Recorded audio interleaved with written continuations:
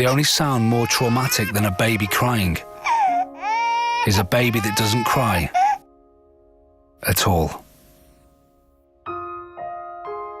Tens of thousands of babies and young children live in appalling institutions across Eastern Europe and Africa. Within weeks of being born, they've learned that crying is pointless because nobody ever comes. And when babies stop crying, they have lost all hope. But we haven't. Every year, Hope and Homes for Children help thousands of these babies and children remain in their own homes by improving vulnerable families' living conditions, giving food, clothing and other vital supplies, providing daycare, schooling and healthcare. This all helps to prevent them being abandoned in orphanages.